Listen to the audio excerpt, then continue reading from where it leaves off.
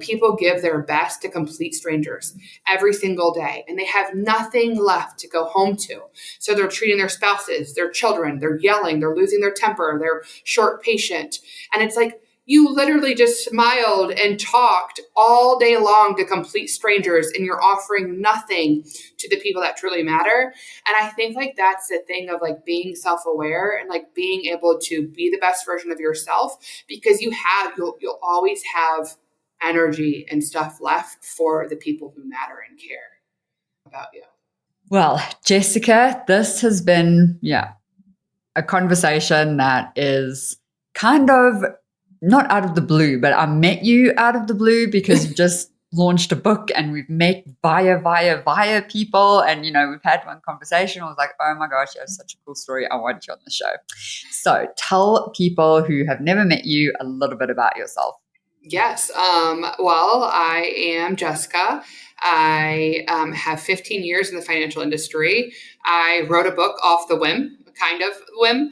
It was my dissertation from my doctorate. And so I recently received my doctorate a few years ago in strategic leadership with a concentration in coaching and consulting. I have my master's degree, but I know that I also have taken on a very different approach, that I really did it for myself, not necessarily for my career. So some people say that's a very expensive lesson or self-satisfaction. So recently launched my own business, Revive and Rise Consulting, to help out aspiring leaders or leaders that need an extra boost. It's something I'm super passionate about. So not only have I been immersed in it educationally and through collegiate, but then also within my current career, leading 35 women, amazing, phenomenal women, and my 4 years here. So we try to get guys, but it just seems that guys move somewhere else, and we try to get the diversity.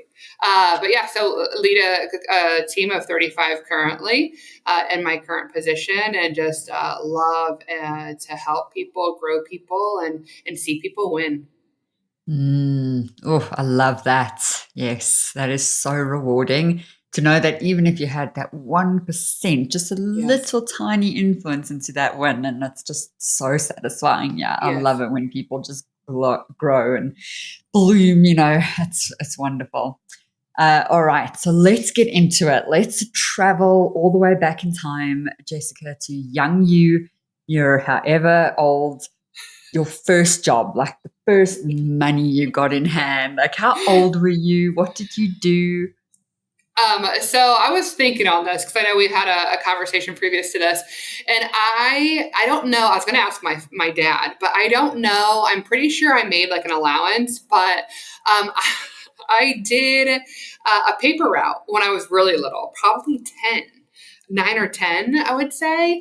But I would say like my first real job, I was a hostess and like a busser at this restaurant. Under the table, my mom knew this lady, and I was 14 years old, and she's like, hey, Jess needs a job. She needs to make a little bit of extra cash.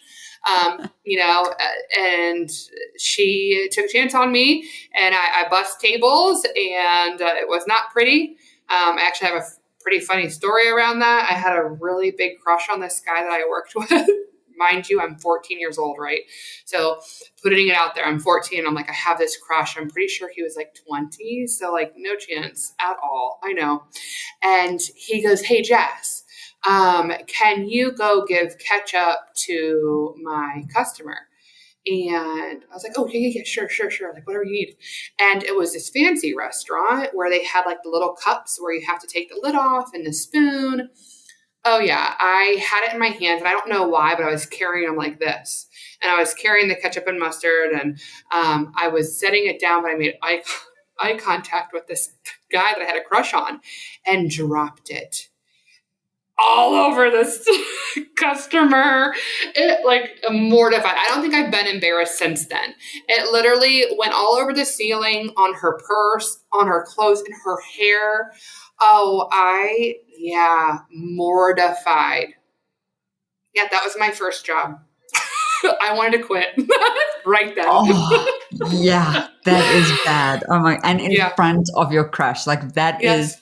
so I've Yes. actually also spilt a meal on a person at a 5-star restaurant. So we have that in common. Like fancy London 5-star restaurant. Like, yeah, you're serious if you're coming to that restaurant. And yeah, but there was no crush at least. I think that Yeah. just It's adds rough. another layer, and you're 14. Like that just adds another layer that I can't even, like, I'm cringing. I'm like, no. I literally, Candice, I don't think I've been embarrassed since. Like, I think I can Yes, overcome anything now. that's the peak. That was the pinnacle of.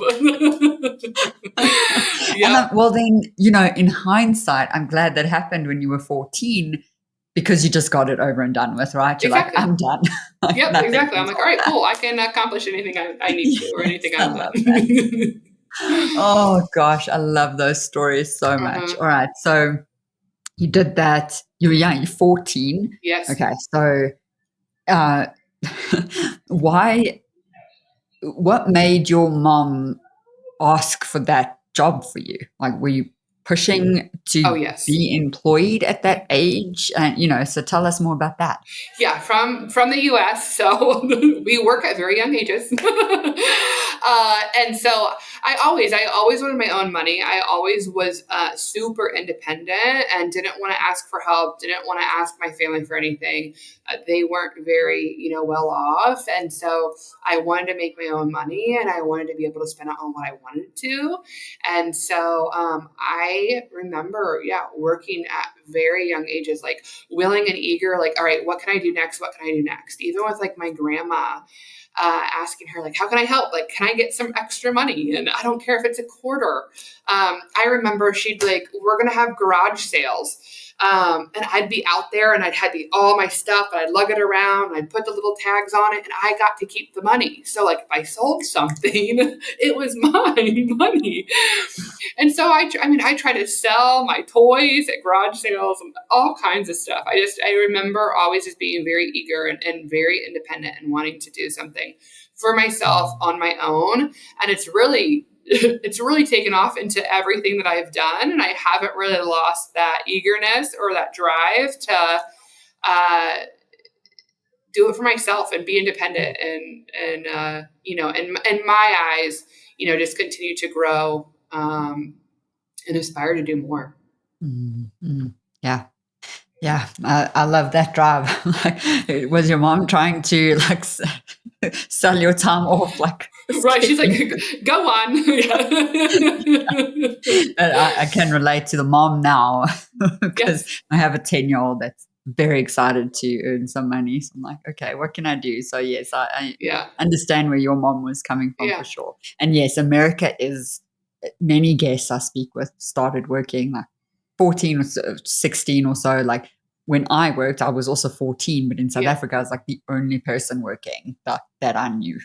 Oh, So wow. yeah, so Okay. it's definitely an American thing.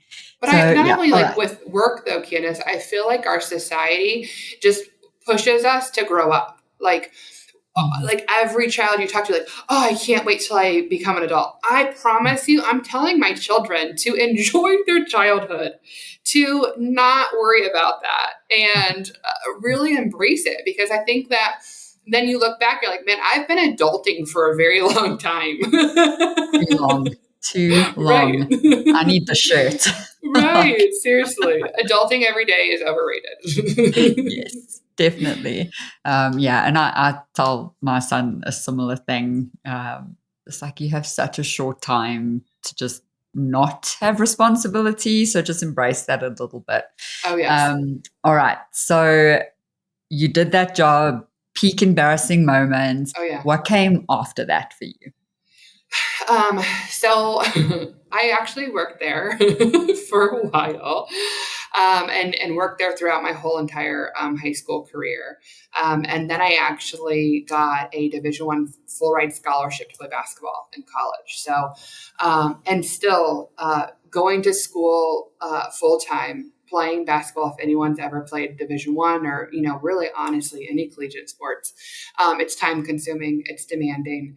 And in the summers, I wouldn't go home, I would work. So I would stay at school. I would take some extra classes just to kind of get ahead. I would be there then for, open gym and all my weightlifting and stuff like that. And I had to quit this job. It was a meat packaging company. I lasted one day. That must be a record. Candice, it was disgusting. I bow down to all of them that work in a facility like that. It was, I don't think I ate meat for probably a year. It was brutal. I lasted one day, and one of our boosters at the school, at Youngstown State, Frank, he's the one that got me the job. So I felt so bad saying, Frank, I am so sorry, but I just don't have the stomach for this. I can't do it. And so he actually got me into a cashier position. So I cashiered at a local IGA. And when I'm telling you, my feet and legs hurt worse doing that than playing basketball. Standing for 8 hours in one position literally was the most painful, one of the most painful jobs. And I'm 17, 18, 19, 20, just standing here on my feet. So I think it was making $8.25 or something like that an hour. Worth it. Yeah. So. Oh gosh. All right. And then all of these early experiences, besides the most embarrassing moments, what did it teach you? Some life skills that you got from these, 14 to, I don't know, suppose now you're 18, or did you say through college? Yeah. Anyway, your young life. Yeah. What lessons are still with you today?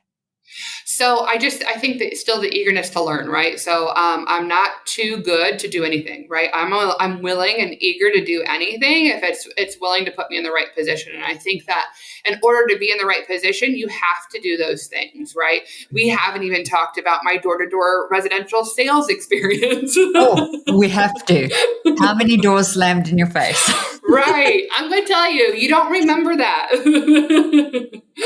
I can definitely tell you, though, about all of the kitchen tables and kitchen islands I sat at and the amazing conversations I had. That was honestly one of my favorite jobs. But I realized that I was capable of doing anything, and I was willing to do anything in order to put my, best foot forward. And I think that no matter what, I've taken so many lateral moves in my career to learn, to grow, to understand different processes and procedures, understand the whys.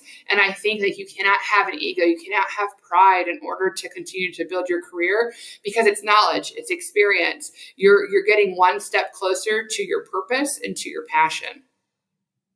Oh, I love that so much. And we're going to dig into that because I'm sure that goes deep in your book as well.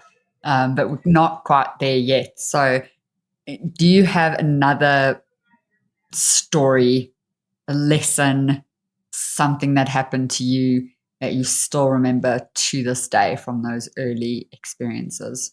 Yeah. So I actually had a lady in my early experience. And I actually wrote about this in my book as well. But, being in the financial and insurance industry, I always thought that I had to be like a man.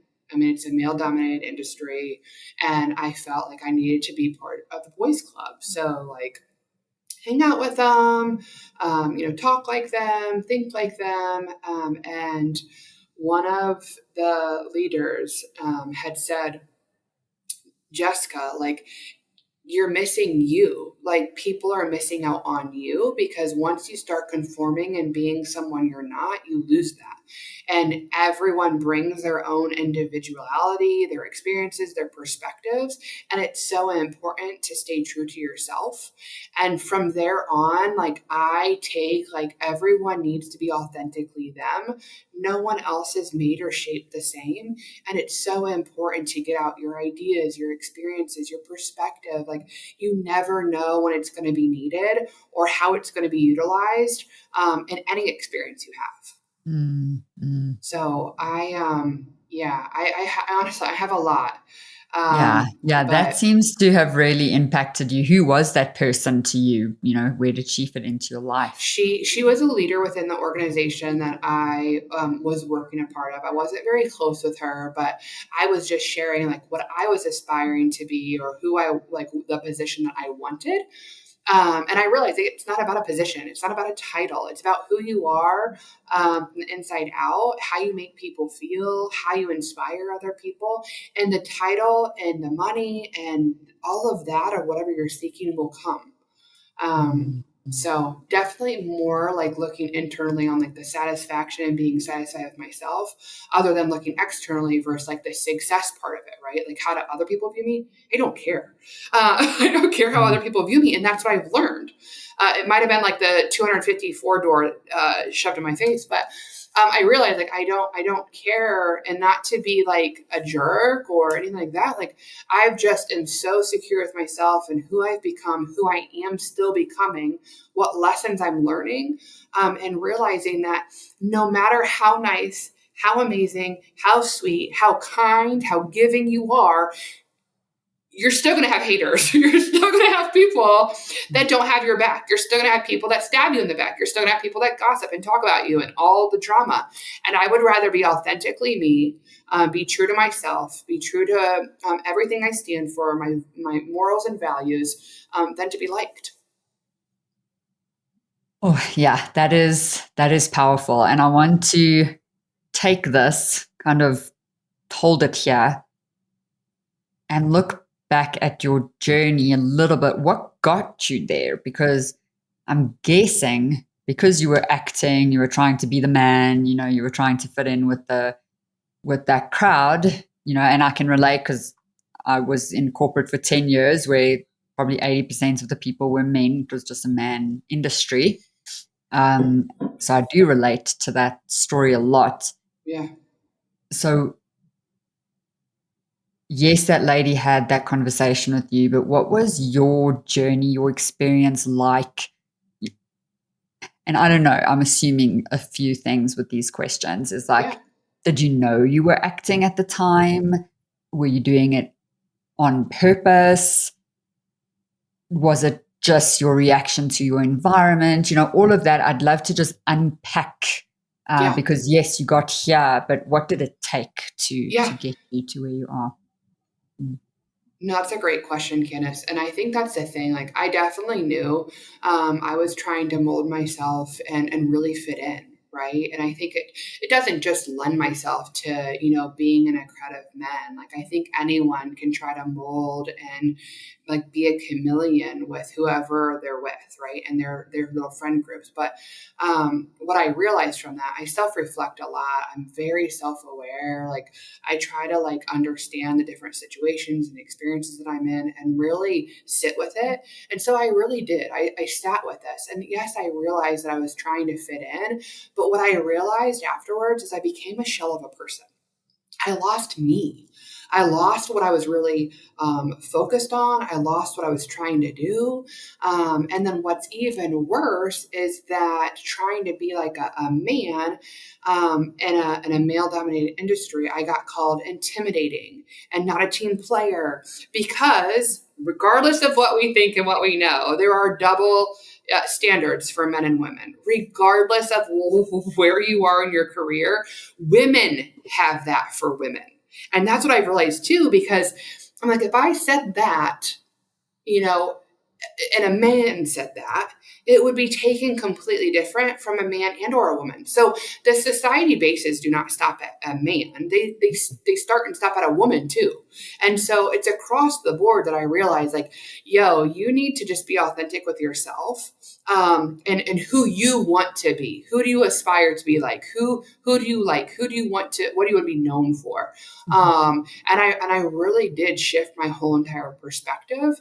And I started really living for myself and being authentic, and knew that if the right person wanted to take a chance on me, if the right person saw who I really was, I'd have those opportunities. I wouldn't have to be somebody else. I could be who I am, and people could see through that if they wanted to. Mm-hmm. Are there any practical tips you can share, steps you took to find you, to find your value, what mattered to you? Because when you were a shell of a person, sometimes that's hard to come back from. Definitely. Like, you know, and funny enough, you don't even know this, but that's basically my book. So we have a lot of overlap. We'll have to talk after this podcast again. But it's like finding you, finding that person, like not disappearing. So how did you find what mattered to you? Were there any practical things you did that you can share with people who are listening to this thinking, I don't feel myself. I don't pitch up at work. I've got this like alter ego, so to speak.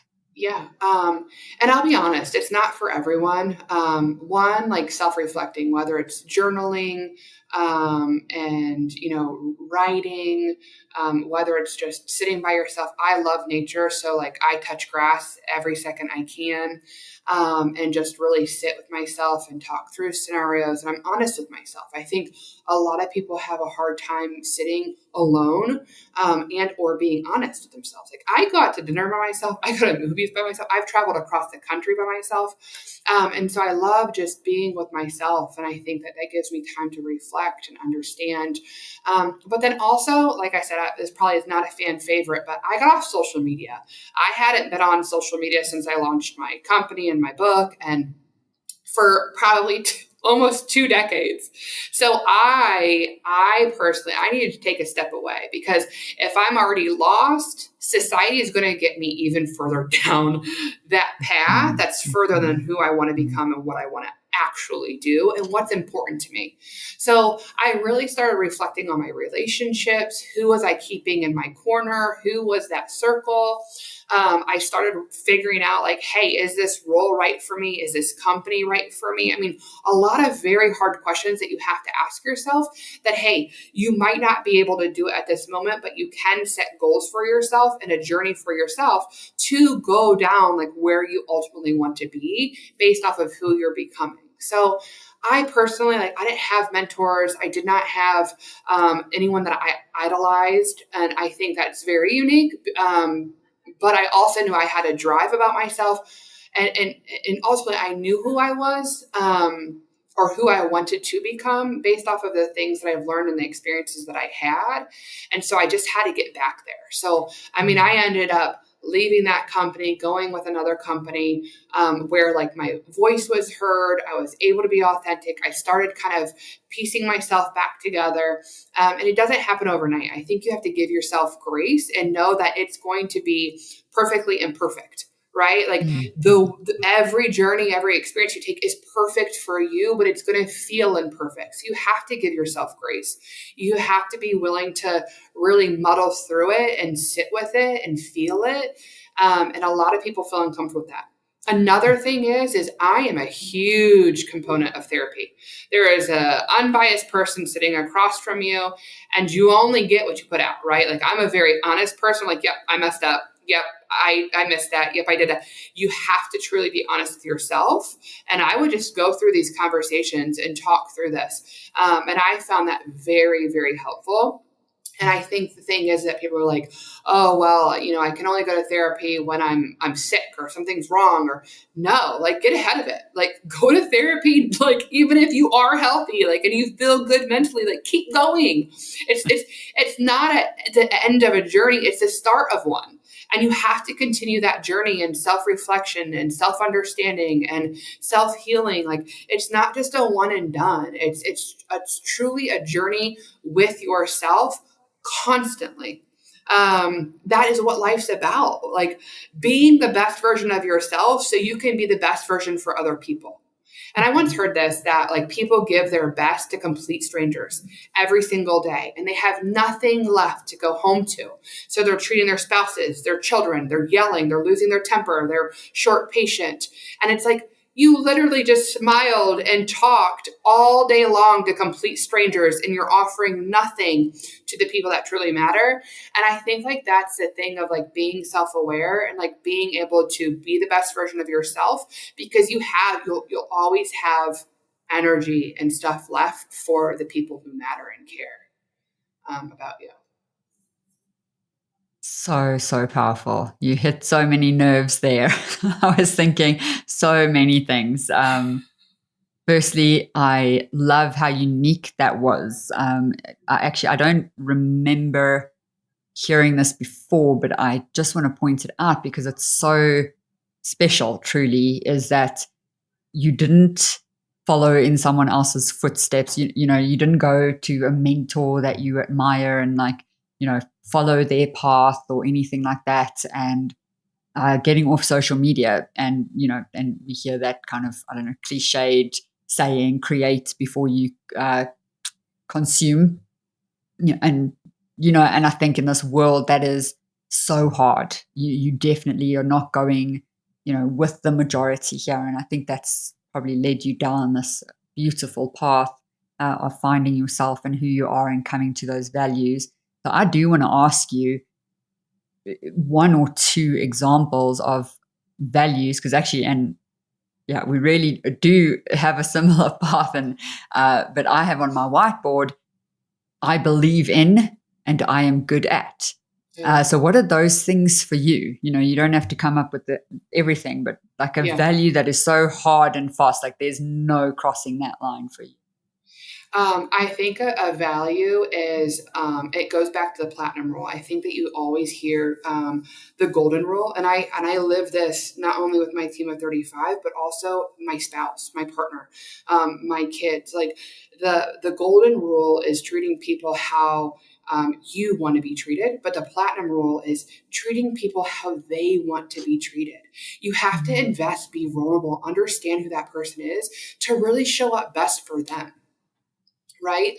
And I think the big thing in society is like, well, I wouldn't do that, or, I don't care about, well, that's not what we're doing here. Like, we're here to serve and lead and be kind and love and accepting and non-judgmental. Like, that is what we're here to do. And I think like above all else, like I just want everyone to find their love, to find their passion, purpose, inspiration. I don't care who you are. I don't care where you came from.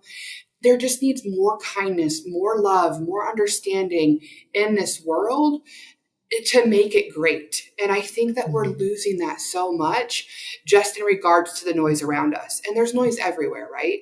And I think that it's so easy to go down that path. Personally, like I've always been a very glass half full, like, yo, you have a glass, be thankful for that type mentality than, the negative. But it's like, I hold true to like how I treat people and how I show up for them. I did not have consistency in my life when I was younger. And that is so important to me on how I show up for other people. I want to be known as consistent, authentic, and a neutral party. I'm not judgmental. You could come in here and tell me you killed someone. I know we completely are digressing, but you could come in here and tell me that you killed somebody. And I could say, okay, why? What happened? Like explain more. I seek to understand. Like, all right, cool. So what happened? Like, where are we? What's going on? And I think that more people could really utilize that of being curious, being understanding, really seeking to understand versus just making these assumptions and being hateful and rude and unkind and judgmental for no reason. None. Yeah. Yeah. at all. Yes. So That's a lot someone too, in listening, regards yeah. to. So if someone's listening and they think, well, Jessica, that is all fine and great for you, I am just in this career, I'm stuck in this career. I probably studied this thing and I've been doing this career for 10 years. I hate it. I hate showing up to work every day. I'm just stuck here. Or I'm this social media person who's created this facade. And if I change that facade, my world is going to crumble, right? Like there are people just Yes. kind of stuck. Like, what would your suggestion, like, or yeah, first steps, your suggestion, your advice to do the first step, like the first baby step of Yeah. changing that situation? For me, being like a consultant and a coach to individuals, to corporations, ask questions. Why? Why are you stuck? Right? Why do you feel stuck? Mm-hmm. And there could be like numerous reasons why. But I think like understanding the deep rooted reason is the most important. Just because you feel something does not mean that that's the reality. Just because you feel something does not mean that is the true reality. That's your reality, but is it really the reality? So, like when you start asking yourself more deeper, hard questions and really trying to get to the bottom of it and the foundation of why you're feeling that way, or why you need to get out of it, or why you aren't happy, that's when you really seek clarity and understanding. You can't just sit here and say, you know what, I'm stuck. I can't leave anywhere. Well, why? And there might be a lot of pros and cons. There might be a reason why you can't, but until you can answer those, until you can be honest with yourself, you're not going to seek anything. You're not going to change. You're not going to seek growth. You're not going to seek anything. But I can tell you right now, there's thousands of jobs out there, and I think it's 2 points, right? So I think the person stuck in their job who's miserable and hates their life, you can get out. Like truly, you can go flip burgers at McDonald's. You can go be a janitor. You could go work at an amusement park. It's what's your why? Like, is it because of the money? Is it because of your experience? Is it because you don't feel like you're worth anything or anything worth more? Or you feel like you're torn down? Well, that's the pillars that you have to start with, right? Those are the areas you need to start with. It's not the overarching feeling. It's understanding that feeling and moving from there.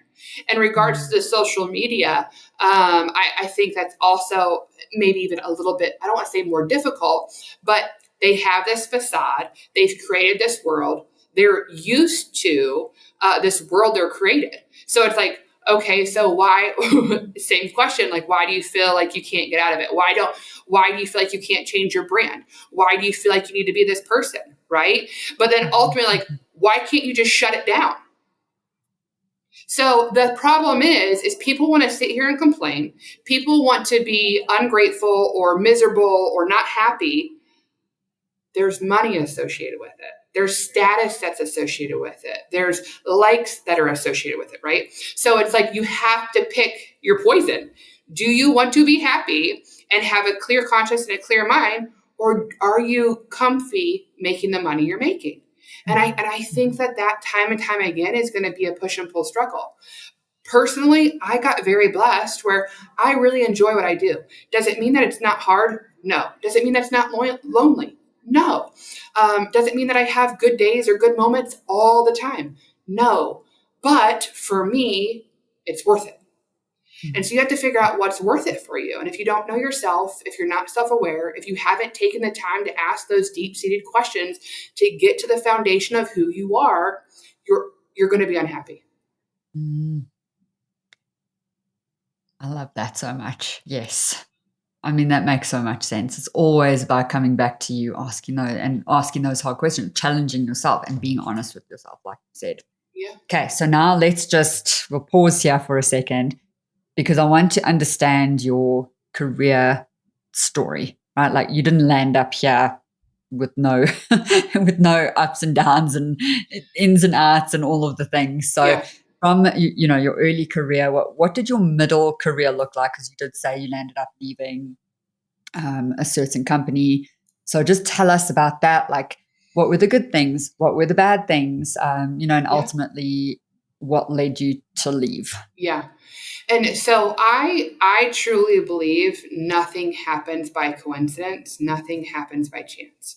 I think if you do take, like, I'm pushing 40, but if you honestly look back at your life, everything is so beautifully intertwined. Everything is so beautiful. Like, if one thing didn't happen, this wouldn't have happened. And like, taking the time to really truly appreciate that, I think, one, is really important before we even get into how I got here. Secondly is, I'm pretty sure I'm the exception to the rule with some of these things. So We love maybe that. it will land. Yeah, maybe it'll land with some people. I don't know. As I said, I've always had that drive, that motivation, that independence, just chip on my shoulder, and until about my mid 20s. So a lot of my early career was doing it for other people, proving people wrong. Then at my late 20s, early 30s, I realized and got satisfied with myself. I was motivated internally. I wanted to do it for me and no one else, and no one could tell me different. And I'm going to hit the goals and aspirations and accomplishments that I want. And so in my early 20s, I did door-to-door sales residentially, selling AT&T Uverse, and I loved it. It was one of my favorite jobs I've ever had. And I did that for about 2.5 years. Made it to assistant manager. I wanted to be an entrepreneur. I wanted to go on my own company. I wanted to lead people and help people succeed. And I found out some shady stuff. And I signed a disclosure. So hopefully I'm not sharing the company that I worked for. But there was miscellaneous deductions taken out of my paycheck. And so I quit. I was devastated.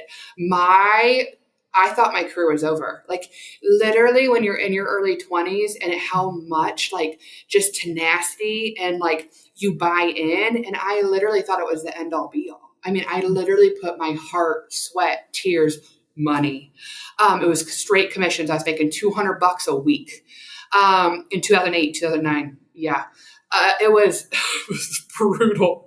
Eating ramen, living out of my car. Anyway, I quit there. I decided to get 2 puppies. I said, you know what? I'm going to use up all my savings. I got 2 puppies. And I took a break. I had to do some soul searching. So I Wow. did. My Okay. soul searching was puppies at that time. So I decided to get 2 puppies, live off my savings. And then about month 3, I was like, oh my goodness, I'm running out of money. How am I going to pay rent? And how am I going to eat and feed these dogs? So I walked into a store, Jared, the Gallery of Jewelry, and I started selling jewelry. I literally walked in and said, hey, are you guys hiring? And they said, yes, actually, do you want an interview? And I walked in and I interviewed right then, and they hired me. Right. Amazing. So I started, I don't know, probably within 2 weeks or a week. I mean, I didn't have a job, so I might have started the next day. I don't remember. But I walked in and they just hired me on the spot. And so I did that for about a year. And then one of the girls I actually worked with at my door-to-door sales job, she quit when I did, because I actually brought my whole team together, or at least the ones that would come. And I said, I want to be transparent on why I left, and you make your own decision. You decide if you want to stay or not, but this is how I feel. And so that was actually one of the girls that left, and she started working at a recruiting company. And she goes, hey, Jess, I got this opportunity, an opening at Nationwide. And so I got in, did an interview, and they didn't hire me. Thank goodness they did not hire me. It would have been awful. So probably a couple months later, she's like, hey, Jess, I got another opportunity at Nationwide. I think you'd be a good fit. So I interviewed. They hired me. It was awesome. Got in, and it was a good fit, and really moved around. I made some lateral moves, got into then sales. And that's really where my, I guess, career for finance insurance took off. So I did that for roughly 5-6 years, in and out of jobs, working in operations, working in sales. And then this is kind of where I said I'm the exception to the rule, and not necessarily the rule, because my next job was a dream job. I wanted to be a wholesaler and go out and sell insurance. And I was at a mutual meeting with this other carrier, and I'm in a lunch line. And I'm just talking, I'm being myself, authentic, right? Just being who I am around a ton of men, but being myself. Before I even get my lunch, they said, Jess, do you want to come work for us? And I started laughing. I'm like, no, like, who are you? And I had to pause, me and my self-reflect, like, let's make sure about an opportunity. And I said, while we're eating lunch, I was like, like, I definitely want to hear about an opportunity. I apologize for cutting it short. And so they courted me for about 6 months. And I decided to switch companies and go with this new company. And I was a wholesaler for them for almost 6 years, about 5-6 years. It just seems that people approach me. Well, then I got approached on LinkedIn, and it was I work at Financial Dependence Group right now, and their recruiter reached out and said, "Hey, Jess, this opening, I really think you'd be a good fit." And I said, no. And I had just had a back fusion, so I'm on short-term disability, like just a lot of things going on. I'm like, I'm not really looking for a new role. And he said, hey, why don't you just hear him out? Y'all are in the same industry. I'm sure you could learn from each other. Just take a call. He didn't even say an interview. He said, just, have a meeting. So of course, I took a meeting, and then, over 4 years later, I'm here, and I love it. So I say I'm the exception to the rule because I don't think that's really how it plays out for a lot of people. I know that, I graduated in my undergrad in 2008, and I can tell you I applied for at least 300 jobs. Like it was not easy at all to find a door-to-door sales job.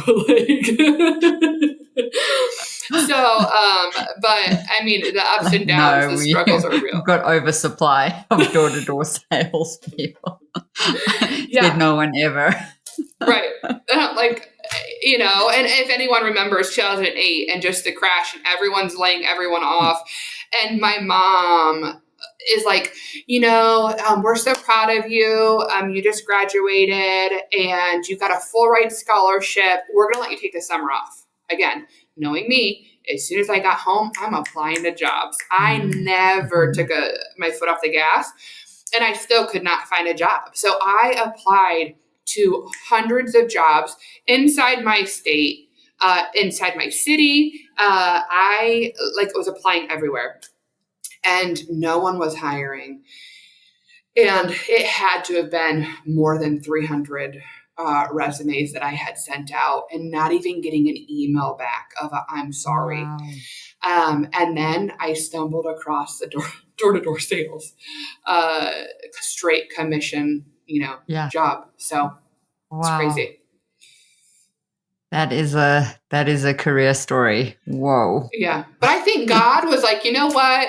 We put you out here in 2008. We're gonna actually do you some favors for your next couple careers. We can help you out, yeah. Oh, that's great. Yeah, I didn't actually piece that together because I graduated in 2007. Okay. So yeah, I didn't even piece that together. Yeah. Because I wasn't in America, but obviously 2008 crashed everything. Uh-huh. It was wild. Okay, good to know. Yeah. And I'm like, oh, that's what happened. Okay, cool.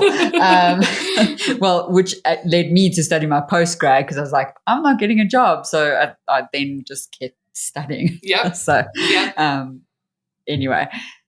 All right. Oh, so many things came up for me. So, all right, you're in this lunch line, and you started off with this story, like saying nothing happens by chance, but then also you said, so it's kind of like similar but different. You also said that like you were kind of lucky or just in the space and people just approached you. Yes. But what do you think it was why they approached you? Like, because I also don't believe like, oh, you just landed, you just landed on, rainbows and unicorns. It's Right. like there's something about you or something about the way you were talking or the way you showed up or there must have been something why they had that conversation in the first place, right? Yeah. And I think it just goes back to being like authentically you and owning it, right? Like you are going to be in the right place at the right time with the right people if you show up as you and not someone else. Right. Mm-hmm. So if I showed up as trying to be a man, or if I didn't know myself and I was acting like someone else, I wouldn't have landed the position. I wouldn't have landed my dream role. Right. And so I think in regards to the position that I have now, I think he reached out based off of, my tenure, what I've done, my experience. But at the end of the day, you still have to quote unquote sell yourself, right? Like I say, even if you're not in sales, everyone's a salesperson, right? Because you're selling yourself, you're selling your company, you're selling your team, you're selling this or that, whoever you're talking to, regardless, like you are selling because you have to put your best foot forward. You have to show up, you have to be you, and you're going to attract or detach from people that are good or bad for you.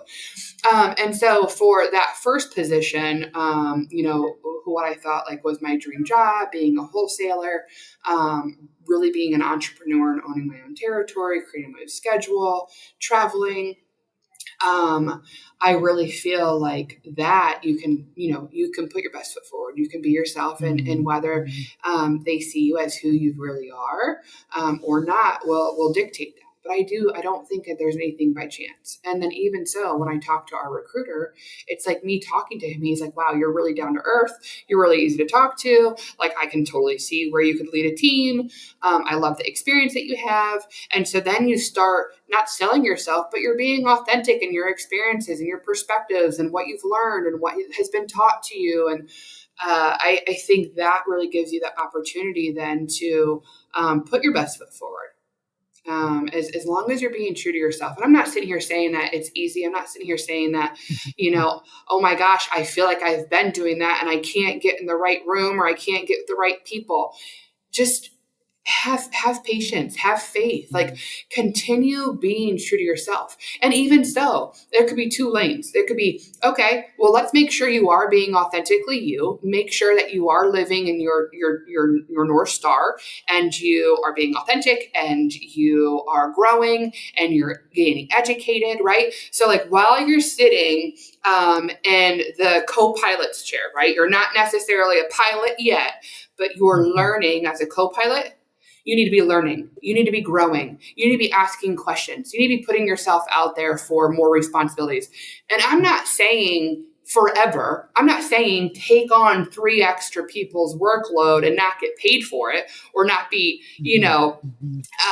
rewarded for that. But I am saying that you do have to put yourself out there. You do have to expand and grow and put yourself in the right seat when it's time. And I tell my team that all the time because some are like really eager. And I'm like, you're focusing on the wrong things. Like you're focusing on this title. You're focusing on this money. What are you doing today to put yourself there? Like you're focusing on the wrong things.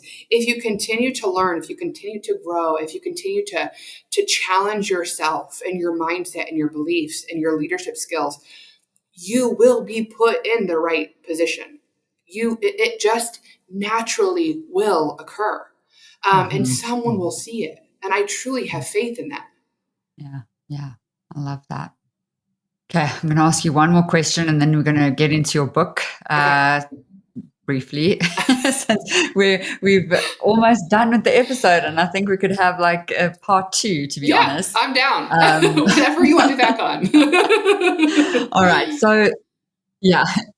The one question I have, and you can just give the short version of this because I do want to have some time to talk about your book. You said the word detach. Like, so you might have, and earlier in the episode you said, you'll still have haters. How can we just be okay with that? Because it's taken me a long time. I'm like totally okay with that now. Yeah. But I definitely and quite recently wanted, everyone to like me. Like Yeah. I couldn't offend anyone, Yeah. So how can we just be okay with that? Because we all need to just be okay. I totally agree. And I think that's the thing, like when you start living in your like authenticity and you start like really being confident in who you are, what you offer, what you bring to the table, what you don't bring to the table, the more you're going to get used to this. But I literally just saw this, Candice, within the last week. It was nice versus kind. And I posted it on my LinkedIn because I was like, this is brilliant. Because nice, I think people, and I was talking to my partner about this too, because he is very nice. And I would consider myself kind. And so it's tough for us because, he's very nice. He's a people pleaser. He doesn't want anyone not to like him. He just won't speak up. Where I'm kind, I'm like, I want to give it to you straight, but in a kind way, right? One thing that I always say is it's not what you say, it's how you say it. And so I think we're so wrapped up in being nice because of society and how it portrays versus kind. Kind is where you're like, hey, that hurt my feelings, or hey, this is how I'm feeling. And you can address it in a kind and respectful manner. It's just two different ways to do it. And so, showing up authentically, really understanding yourself, but be kind. Be kind to yourself, be kind to others, and really get away from that niceness, right? Like, I think that people are so stuck on that versus actually being that authentic person. Because when you're being nice, if you're being honest with yourself, that's not authentic. When you're people pleasing, that is not authentic. Yeah. Right? When you are showing up for people that aren't showing up for you, is not authentic. And so for me, like even with my family and my friends and, mostly family that I'm not too fond of, but I'm like, hey, like no matter, is that a thing? I'm like, no matter what, like I'm going to show up authentically and you might not like me, and I know it sounds selfish, but it's kind, is I'm going to be authentic and I'm going to share how I feel. You do whatever you want with it. I am not expecting change. I'm not expecting, an epiphany. I'm not expecting for the red carpet to be rolled out. I'm not expecting anything, but I know that it's off my heart. It's off my mind. I'm authentically me, and I'm letting you know how it's made me feel and what I'm thinking about it. And guess what? It's completely off my plate now. And it's not that it's not unfair I'm putting on their plate, because guess what? They could totally drop that plate and break it, not even care. So it's really just being authentic to yourself and your needs. And I think too often we're wrapped up in what other people need and we're forgetting about ourselves. Just like I said prior, you have to give yourself 100%. You have to be 100% in order to give 100%, right? And that still leaves you depleted. So I wouldn't recommend giving 100% of yourself to anybody. But you cannot offer your best if you're not your best. So you have to be able to be authentic and be at your best, and doing people pleasing stuff, caring about how many likes you get, being judged, worrying about being judged. Regardless, it's going to happen. So if you start at your true north and you know where you want to go, what you want to be, who you're doing it for, that is what's important. Mm-hmm. Perfect lead into your book. Yes. Tell us a little bit about that. I know this. All right, a few more minutes left. Tell us as much as you can. So it actually launched on Tuesday, so on the 23rd of September, which is super, super exciting. It's called The Leader Within Her, and it's a counterculture approach to understanding you and the leader you want to become. And so this guy had reached out to me on LinkedIn and was like, what's so countercultural about it? And so I think so often, and I've mentioned it numerous times in regards to society, right? Is like society wants to portray feminism. Society wants to portray man versus woman. Society wants to portray all these different things that really aren't true. And I think that if we keep living and learning from society and not really focusing on our true north, not focusing on our superpowers of our gut and intuition and, our empathy and communication and things we can control, we're going to get lost. And I think that goes right back to tie into authenticity. if you're going to follow the wrong things, if you're not going to follow your true north and really know what you stand for and what you want, you're going to get mixed up. You're going to be confused. You're going to be that person that hates their job and hates themselves. You're going to be that person that is living in a facade in social media because you've created a life that you really don't want. So I think that in order to really understand who you are, you really need to understand where you've been, but also understand where you're going. And that's really what my book really entails. But I think what's so cool, and I actually had it confirmed, there's a few people that at my work that's already read it. And so it's a quick read. It's 256 pages, but it's broken up into 33 chapters. And after almost every chapter, I have really some awesome key strategies on not only like learning yourself, learning the leader that you want to be, learning the styles that of leadership and what they are, understanding my journey. And I write actually about some of the experiences that I have shared on here today, plus tons more. But I really want to relate and impact people and hopefully create change in the future leaders of the world. And so I think it's for anyone and all, even though it is the leader within her. I think that men can learn from it just as much. I know my current boss, he's a man and he read it through and through. And he totally agrees that anybody can really benefit from it, just in regards to the key strategies. But I poured my heart and soul in it. It actually started as my manuscript or as my dissertation, and I wrote a manuscript for it. So it is crazy how much I had to change my writing styles, because I was very focused on like educational writing, and now it's like, oh wow, I have to actually have people read this and understand it. So I have to tell a story here, not just facts and then all the citations. yes. Citations. Yeah, I Nearly know. And killed that's the me. thing too, is I do think it is broken up nicely, but it is very science-based. So it's soul and heart driven, and experience and approach, but it's very scientifically written as well, and just shows in those different points that we really need to change the game. The ball is in our court and we need to figure out what we're doing with it. Oh, I love it. Yeah, I'm going to definitely have that on my shelf very soon. I've got a whole cart open with like just friends who are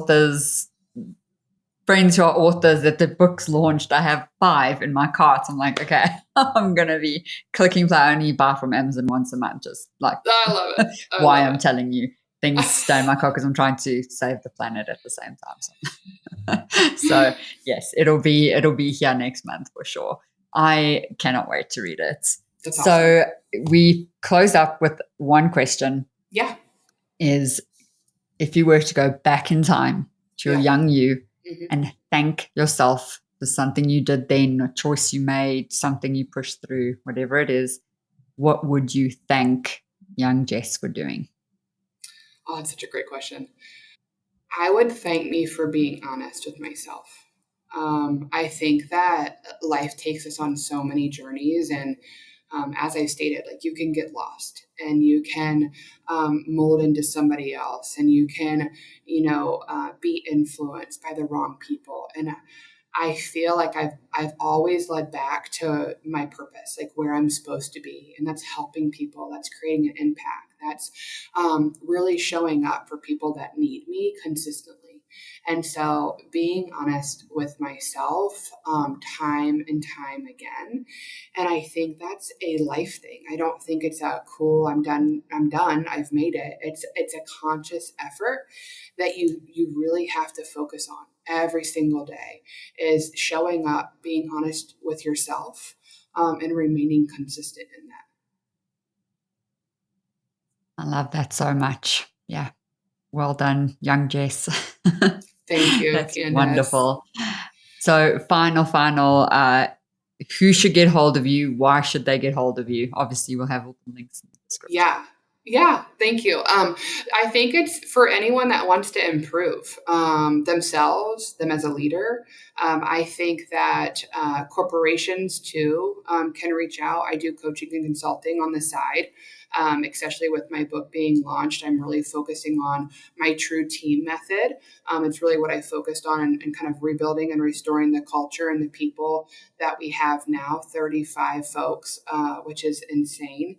And they're all brilliant and talented.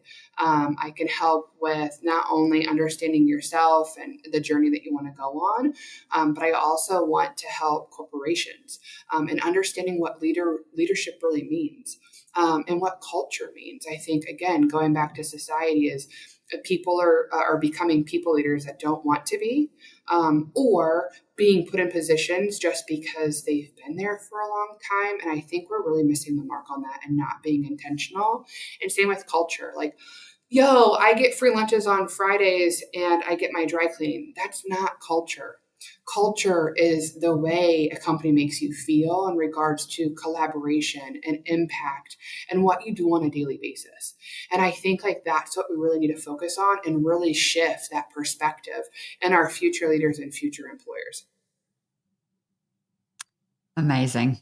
I love the work you do. I love your messaging. This has been such an amazing chat. I do wish we had a 2-hour slot, but yeah, we'll have to bring you back in 2026 for more. But thank you 100%. so much. I would love that. Thank you so much, Candice.